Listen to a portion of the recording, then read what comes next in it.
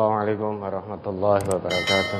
Waalaikumsalam warahmatullahi wabarakatuh. Mari dimulai. Bismillahirrahmanirrahim. Ada pertanyaan dari brosur Ustaz Marjono? Pertanyaan berkaitan dengan brosur sementara cukup, Ustaz? Ya, alhamdulillah memang akikah ini terus dibahas setiap tahun. Mesti biasanya sesudah kurban akan dibahas akikah. Alhamdulillah ya. Baik, kalau dari brosur sudah cukup, mari kita lanjutkan menjawab pertanyaan yang tertunda. Bagaimana ciri Allah Subhanahu wa taala sudah ridho dengan ibadah yang kita lakukan, Ustaz? Allah ridho dengan ibadah kita atau tidak, itu yang Maha mengetahui Allah. Namun demikian, Allah berikan ciri-cirinya. Bagaimana biar ibadah kita itu diterima oleh Allah, diridhoi oleh Allah. Allah berikan cirinya. Maka kalau ibadah yang kita lakukan tidak sesuai dengan ciri yang Allah berikan, tidak sesuai dengan syarat yang Allah tentukan, bisa dipastikan ibadah kita tidak diridhoi oleh Allah. Di dalam Quran surat Al-An'am ayat 162, ayat yang sudah sangat familiar.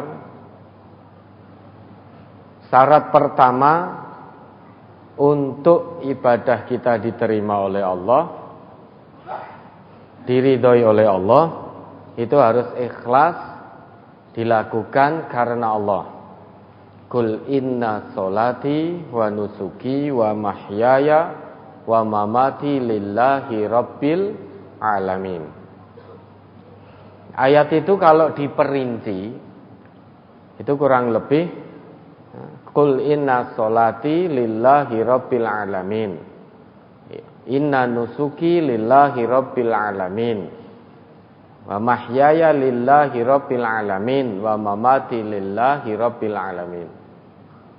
Katakan Muhammad, sesungguhnya salatku, ibadah nusukku, hidupku, jadi semua aktivitas hidup kita, bahkan sampai mati kita pun lillahi rabbil alamin, hanya untuk Allah, Tuhan semesta alam.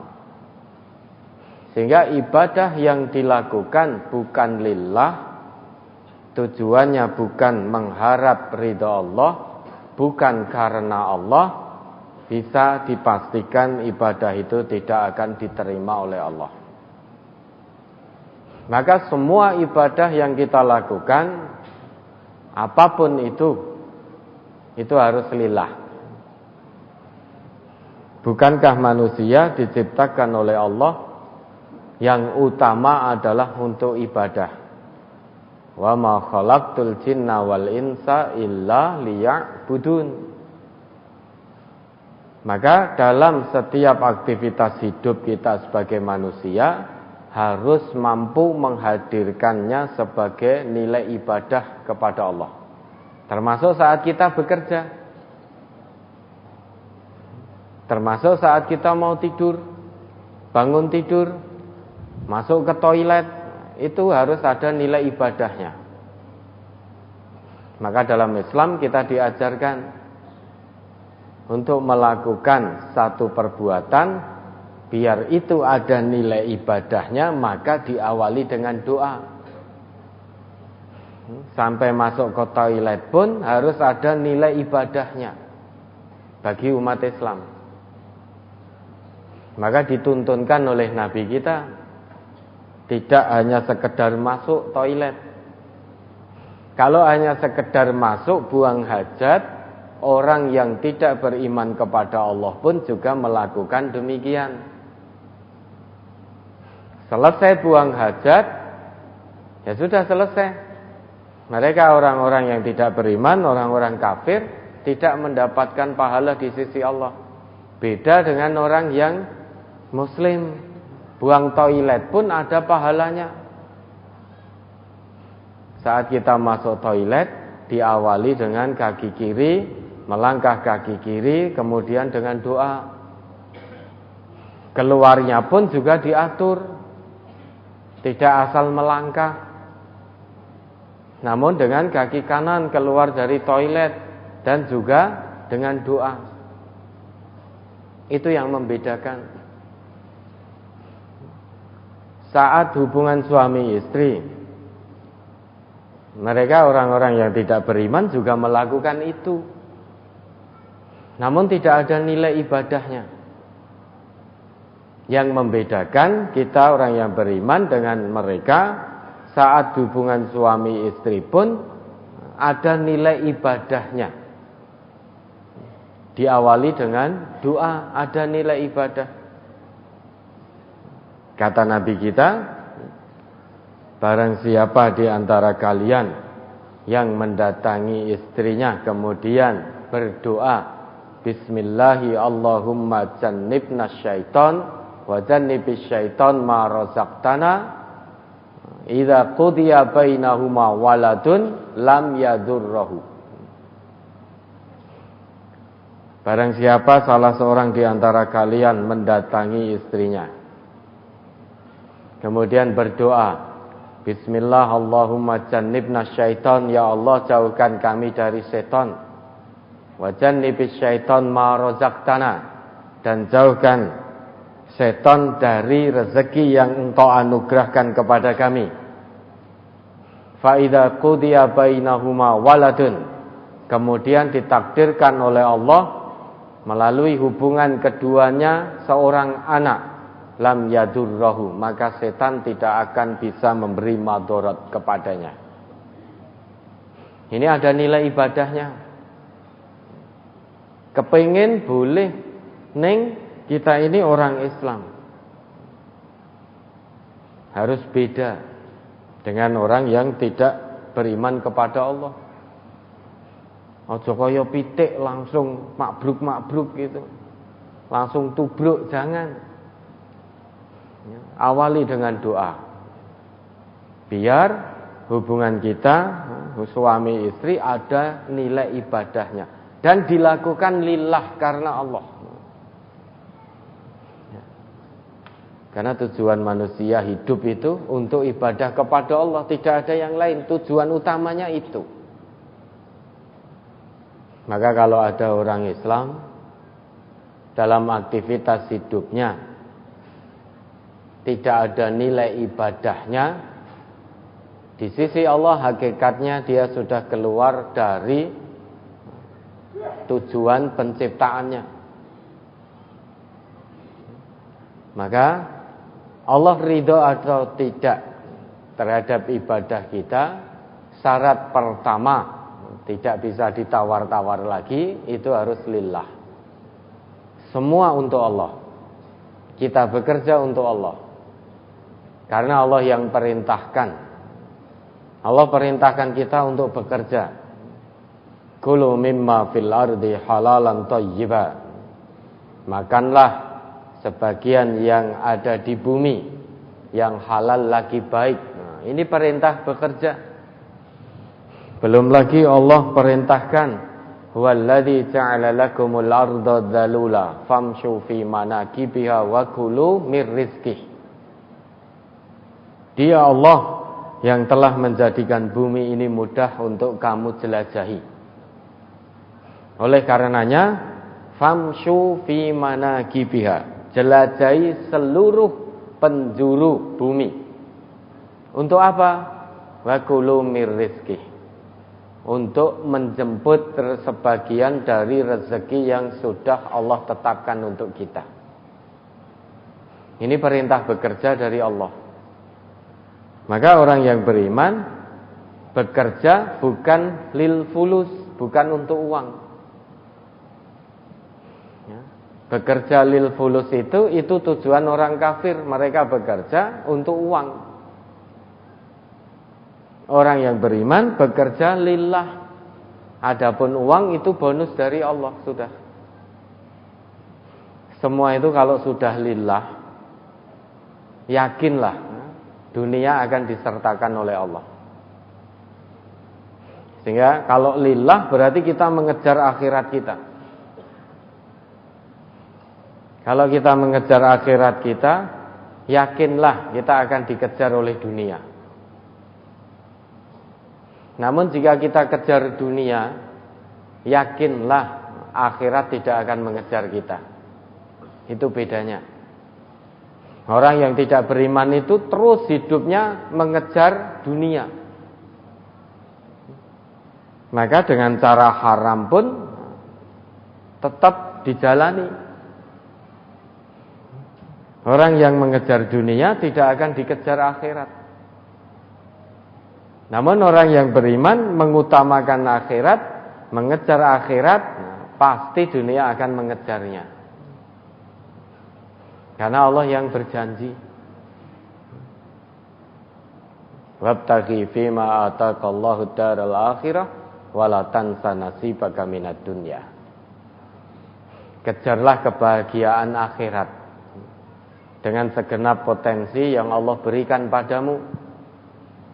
Potensi akal pikir, potensi kesehatan, potensi ilmu yang ada pada kita, potensi tenaga yang Allah titipkan, keahlian yang Allah titipkan. Semua itu gunakan untuk mengejar kebahagiaan akhirat. Kalau itu kita lakukan, maka Allah tidak akan melupakan bagian dunia kita. Sehingga dengan kata lain, kerja yang kita lakukan setiap hari itu harus lillah. Kalau sudah lillah, sebanyak apapun atau sedikit apapun yang Allah beri, maka kita akan qanaah, akan bersyukur. Namun kalau kerja tujuannya lil fulus, untuk uang, berapapun banyaknya Allah beri, kita masih senantiasa merasa kurang. Apalagi secara hitung-hitungan manusia, nominal yang Allah berikan menurut manusia sedikit. Kita akan jauh dari rasa qanaah, jauh rasa syukur. Maka kalau semua sudah dilakukan lillah, serahkan semuanya kepada Allah, fa idza azamta fatawakkal 'alallah, sudah selesai urusan. Allah beri sedikit, tetap kita bersyukur, tetap kita qanaah. Tidak merasa kurang dan kurang. Hamba Allah yang merasa kurang atas pemberian Allah, itu kata Nabi, itu hamba yang tidak bersyukur. Sudah berusaha maksimal, Allah beri maksimal pula sesuai kebutuhannya mendekat kepada Allah. Kalau kita masih merasa kurang, kata Nabi, kita bukan hamba Allah yang bersyukur. Maka Nabi perintahkan, kun qani'an takun ashkaron nas. Jadilah kamu orang yang qanaah. Niscaya kamu akan jadi orang yang paling bersyukur kepada Allah.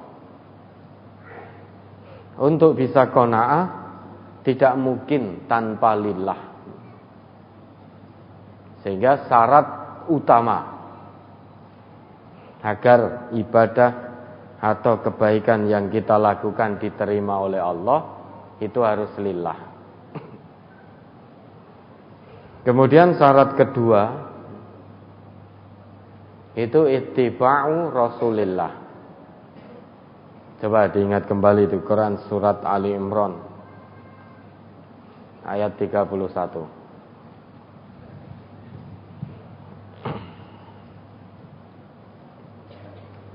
Meskipun panjenengan sudah hafal, namun ini memang sengaja biar Ustaz Marjono membaca, saya punya kesempatan untuk minum. Ini. Surat Ali Imran surat ketiga ayat 31. A'udzu billahi minasyaitonir rajim. Qul in kuntum tuhibbunallaha fattabi'uni yuhibbukumullahu wa yaghfir lakum dzunubakum wallahu ghafurur rahim. Katakanlah, jika kamu benar-benar mencintai Allah, ikutilah aku, niscaya Allah mengasihi dan mengampuni dosa-dosamu. Allah Maha Pengampun lagi Maha Penyayang. Ya, katakan Muhammad, Qul in kuntum tuhibbunallah. Jika kamu benar-benar mencintai Allah, fattabi'uni, maka ikuti aku. Insyaallah orang yang telah menyatakan dirinya sebagai seorang muslim itu kalau ditanya pasti mencintai Allah. Kalau kita betul-betul mencintai Allah, fattabi'uni, perintah Allah, maka ikuti aku, yaitu Nabi. Sebagai wujud bukti nyata cinta kita kepada Allah, tentu kita akan mengikuti Rasulullah sallallahu alaihi wasallam.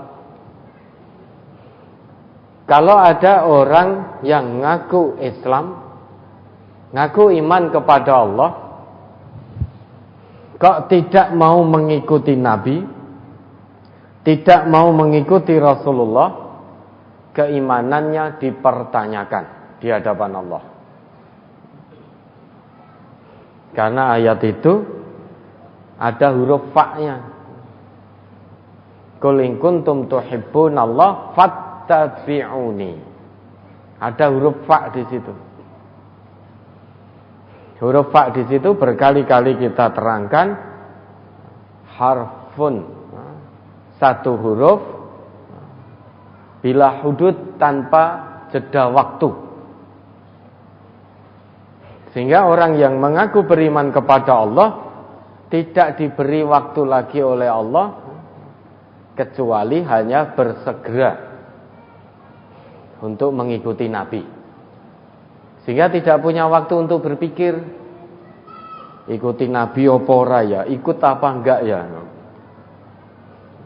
Kalau imannya shadiq, maka apapun yang datangnya dari Nabi tanpa pikir panjang pasti akan dia ikuti apa yang datangnya dari Nabi.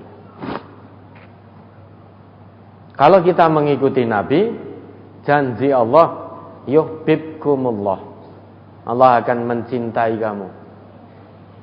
Mencintai kamu berarti amal kebaikan kita diterima oleh Allah. Selain itu, wa yaghfir lakum dzunubakum, dosa-dosa kita akan diampuni oleh Allah. Ini hikmah, manfaat kita mengikuti Rasulullah. Yang pertama akan dicintai oleh Allah, amal kita diterima oleh Allah. Yang kedua, dosa-dosa kita diampuni oleh Allah. Sehingga syarat diterimanya amal kita oleh Allah, diridhoinya ibadah kita oleh Allah, itu ada dua. Dua syarat ini harus ada. Tidak boleh hanya ada satu syarat yang kedua tidak ada, itu tidak boleh. Maka amal juga tidak akan diterima. Misalkan syarat pertama terpenuhi,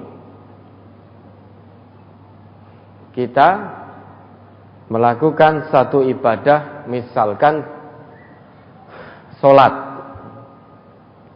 Sholat kita ikhlas karena Allah, bukan karena riya, bukan karena pamer atau untuk dipuji manusia. Namun syarat kedua, ittiba'u Rasulillah, mengikuti Rasulullah, tata cara sholat kita tidak sesuai dengan yang diajarkan oleh Nabi, sehingga buat tata cara sholat sendiri.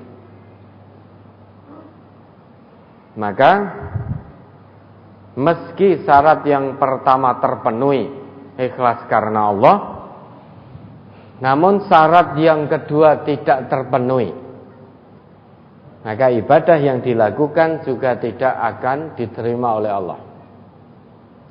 Atau syarat kedua terpenuhi, tata caranya 100% persis dengan apa yang diajarkan oleh Nabi. Misalkan sholat mulai dari wudunya sesuai betul dengan yang diajarkan Nabi. Kemudian dari takbiratul ihram sampai salam, sampai zikirnya sesuai dengan yang diajarkan oleh Nabi. Sehingga syarat kedua terpenuhi mi'ah bil mi'ah 100%.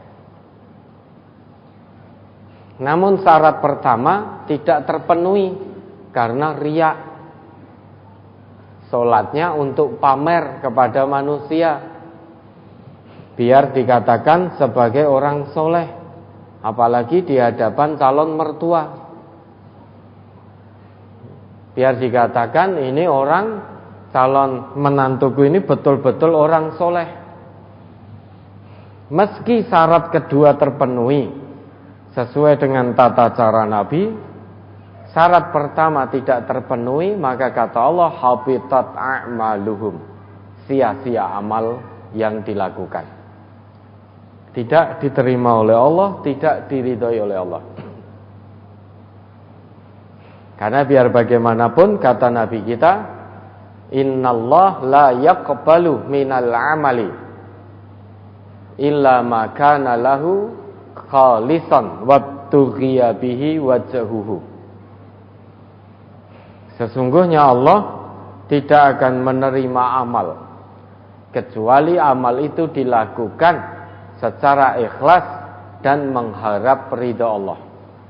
Ikhlas di sini berarti mengharap ridha Allah dan ikhlas pula mengikuti tuntunan Rasulullah. Ibarat dua sisi mata uang. Uang itu kan ada dua sisi. Jika ada kedua-duanya, maka uang itu akan laku. Namun jika ada satu sisi saja, uang itu tidak akan laku. Lebih lagi, pahala itu menurut Allah, bukan menurut manusia. Laisa bi amaniyikum wala amaniyi ahlil kitab. Pahala itu bukan menurut kamu dan juga bukan pula menurut ahli kitab. Sehingga amalan seseorang diterima atau tidak, Allah sudah berikan syaratnya, Allah sudah berikan ketentuannya.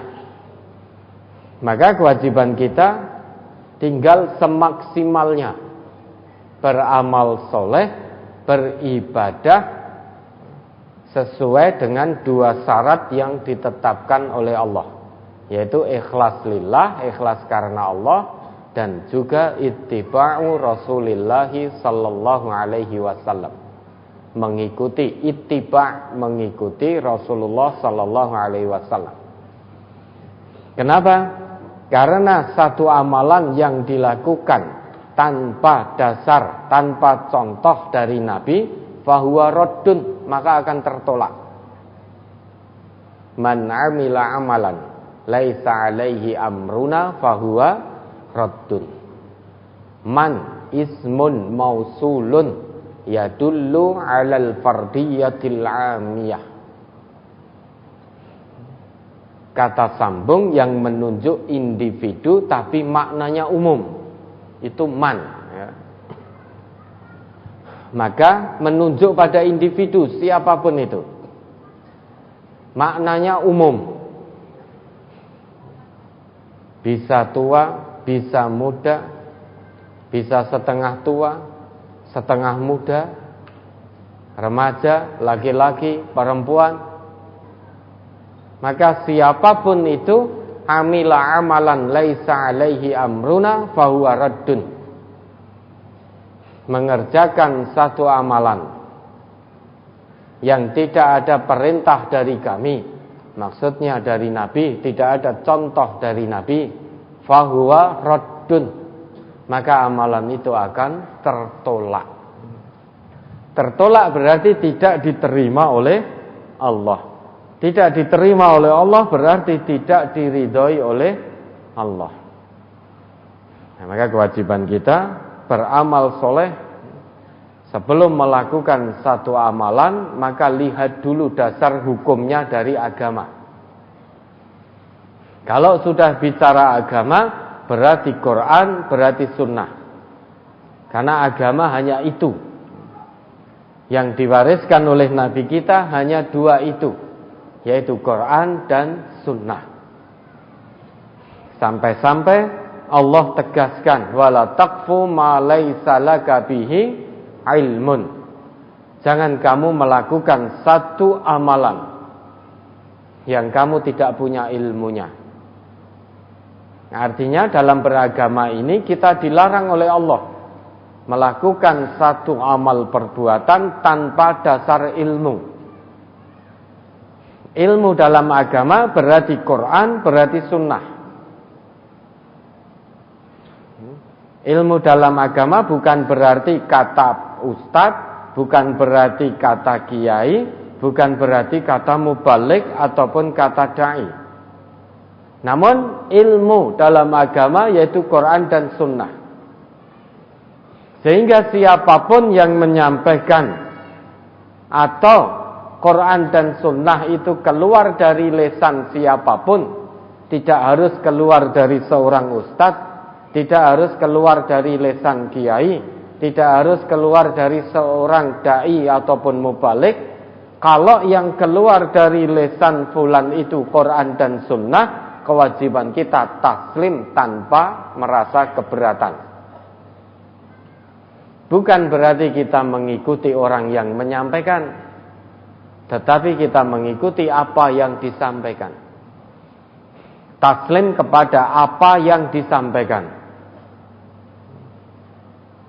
Bahkan jika Quran dan sunnah itu keluar dari seorang budak yang hidungnya rumpung sekalipun, namun kalau budak itu menyampaikan Quran dan sunnah, seorang petinggi, seorang pejabat, seorang yang kaya raya, kalau dia ngaku beriman kepada Allah, kewajibannya taslim dengan sepenuh hati. Wa yusallimu taslima. Maka indah sekali Islam. Sehingga ada nasihat, unzuru ila ma qala wa la tanzuru ila man qala. Lihat kepada apa yang dikatakan. Lihat kepada nasihatnya, jangan lihat orang yang memberi nasihat. Sekalipun yang keluar dari lisan seorang yang tata lahirnya seperti preman pakaiannya, namun kalau lisannya menyuruh kita sholat, mengingatkan kita sholat, maka kita wajib mengikuti.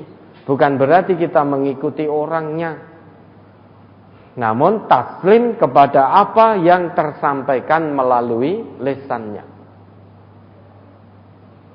Sehingga sekalipun secara tata lahir orang itu atau fulan tampaknya seorang ustadz, seorang kiai, seorang dai, seorang mubalik dari pakaiannya, namun jika yang keluar dari lisannya tidak sesuai Quran, tidak sesuai sunnah, kewajiban kita la sam'a wala ta'ah. Tidak boleh mendengar, tidak boleh taat. Mendengar saja tidak boleh, apalagi mentaati. Karena Allah tidak melihat wujud fisik kita. Allah tidak melihat prejengan kita. Allah tidak melihat pakaian kita. Walakin yanzuru ila qulubikum wa a'malikum. Tetapi yang dilihat oleh Allah adalah hati dan amal perbuatan kita. Maka benar sekali apa yang menjadi firman Allah, wala taqfu ma laysa laka bihi ilmun inna sam'a wal basar wal fuad kullu ulaika kana anhu mas'ula. Jangan kamu melakukan satu amal ibadah apapun sebelum tahu ilmunya. Ilmu yang dimaksud tentu dari Quran, dari sunnah. Kenapa? Inna sam'ah, sesungguhnya pendengaran, wal basar, penglihatan, wal fuad, hati. Kullu ulaika kana anhu mas'ula. Semua itu akan dimintai pertanggungjawaban di hadapan Allah. Kamu melakukan amal itu, telingamu mendengar dari siapa? Kamu melakukan amal itu, matamu apa ya, biar agak sopan apa ya? Penglihatanmu melihat dari siapa? Melihat perbuatannya siapa? Kok kamu melakukan amal perbuatan seperti itu? Dulu penglihatanmu melihat perbuatan siapa? Kok kamu ikut-ikutan? Dan hatimu condong kepada siapa? Apakah yang kamu ikuti itu? Yang kamu dengar, yang kamu lihat, yang kamu condong hatimu, itu betul-betul berdasarkan ilmu, berdasarkan ketetapan dari Allah, ketetapan dari Rasulullah atau tidak? Semuanya itu akan dimintai pertanggungjawaban oleh Allah. Maka kita berusaha semaksimal mungkin belum mengamalkan satu perbuatan, meskipun menurut manusia itu perbuatan baik, namun jika kita belum mengetahui landasan hukumnya, belum mengetahui dalil dari agama, dari Quran, dari sunnah, maka kita belum melakukan. Dan juga tidak melarang bagi orang lain yang melaksanakan perbuatan atau amal kebaikan itu. Kita tetap berhusnudon, saudara-saudara kita sudah tahu ilmunya. Karena kebodohan kita, maka kita belum tahu ilmunya. Karena belum tahu, maka belum mengamalkan. Kalau kita ngaji di MTA, karena kita belum tahu ilmunya, maka kepada segenap keluarga besar Majelis Tafsir Al-Quran, jangan melakukan satu amal perbuatan, meskipun kata orang itu perbuatan baik, namun jika kita belum tahu ilmunya, maka hati-hati, jangan diamalkan. Nanti kalau sudah tahu baru kita amalkan. Dan pasti akan kita ajarkan kalau kita sudah tahu ilmunya. Nah, diridhoi atau tidak ibadah kita tergantung dua syarat yang sudah Allah tetapkan tadi. Kalau terpenuhi ikhlas karena Allah dan juga ittiba'u Rasulillah, insyaallah ibadah kita akan diridhoi oleh Allah, akan diterima oleh Allah. Ya, ada lagi.